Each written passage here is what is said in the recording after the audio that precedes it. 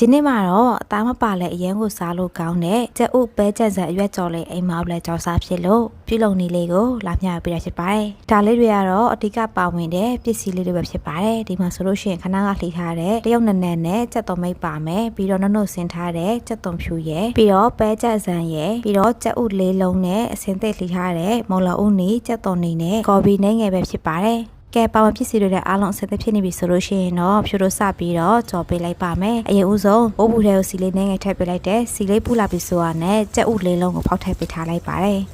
ပြီးရင်တော့ဖြူတို့ကြက်ဥကိုနည်းနည်းလေးကြက်သွားအောင်ပေါ့နော်ခဏလောက်ကြော်သွားပေးလိုက်ပါမယ်ကဲဖြူတို့ရဲ့ကြက်ဥလေးကလည်းကြက်ခါနေပြီဆိုလို့ရှိရင်တော့သူ့ကိုဆက်ထုတ်ပေးထားလိုက်ပါမယ်ကြော်ထားတဲ့ကြက်ဥလေးကိုဆက်ထုတ်ပြီးရနဲ့အဲ့ဒီအိုးထဲပဲဖြူကစီလေးနှင်းငယ်ကိုထည့်ပေးလိုက်တယ်စီလေးပူလာပြီဆိုတာနဲ့နှုတ်ဆင်းထားတဲ့ကြက်သွန်ဖြူကိုထည့်ပြီးတော့အနက်လေးမွေးလာတဲ့အထိစီတက်ပေးသွားလိုက်ပါတယ်ဖြူတို့စီတက်သွားလိုက်တဲ့ဒီကြက်သွန်ဖြူလေးကအယောင်လေးရဲပေါ့နော်အနက်လေးမွေးလာပြီဆိုမှတီထားပြီးသားကြက်သွန်တွေကိုထည့်ပြီးတော့မွေးထားပေးလိုက်ပါမယ်နော်ခဏလောက်ကဲဖြူတို့ရဲ့စီတက်လေးကအနက်လေးမွေးလာပြီဆိုလို့ရှိရင်တော့အခြေသက်လေးဖြတ်ထားတဲ့အသေးရွက်လေးတွေကိုထည့်ပြီးတော့ကြော်ထားပေးလိုက်ပါမယ်ဖြူကရေမထက်သေးပဲနဲ့ပေါ့နော်သူရဲ့စီလေးနဲ့ပဲလုံထားပေးလိုက်ပါတယ်ရှင်ခဏလောက်လုံပြီးတာနဲ့သူ့ကိုဖြူကအဖုံးလေးအုပ်ပြီးတော့ဒီအရွက်လေးတွေနည်းနည်းလေးနိုးလာတဲ့အထိပေါ့နော်ကြော်သွားပေးလိုက်ပါတယ်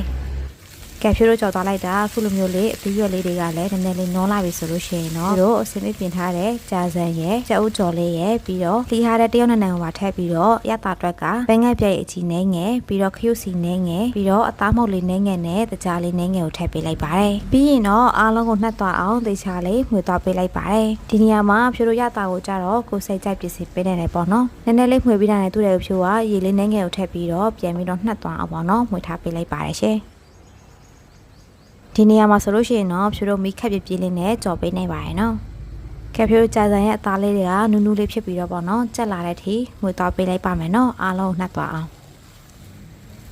ဖြူတို့ငွေသွားလိုက်တာအားလုံးလည်းနှက်သွားပြီဆိုလို့ရှိရင်တော့ရတာပုံငယ်ကိုမြည်ကြည့်လိုက်ပါမယ်နော်။ဖြူကတော့သူ့တွေကိုတကြားလေးနဲ့ငယ်နဲ့ဘဲငှက်ပဲအကြီးလေးနဲ့ငယ်ကိုထပ်ထပ်ပေးထားပါရရှင်။ဒီနေရာမှာရတာပုံငယ်ကိုကိုစိတ်ကြိုက်ပြင်ဆင်ပေးနိုင်ပါရယ်နော်။ရတာဆက်ပြီးလို့ရှိရင်တော့အားလုံးကိုနှက်သွားအောင်ပြင်ပေးလိုက်မယ်။အရတာလည်းလုံးဝဆင်ပြေတယ်ဆိုလို့ရှိရင်တော့ဖြူတို့ရဲ့ပဲကြက်တန်ကြော်လေးကတော့ကြက်ပါပြီ။ကြက်ပြီဆိုလို့ရှိရင်တော့စောင်းမကန်ထဲကိုပူပူလောင်လောင်လေးထည့်ပြီးလို့ရှိရင်တော့သုံးဆောင်နေပါပြီရှင်။ကဲခုဆိုလို့ရှိရင်တော့အရင်လက်လွတ်ကိုယူရှင်းပြီးတော့စားလို့အရင်ကောင်းတယ်ဖြူတို့ရဲ့ကြက်ဥပဲကြက်တန်ကြော်လေးကတော့စားဖို့အဆင်သင့်ဖြစ်နေပါပြီရှင်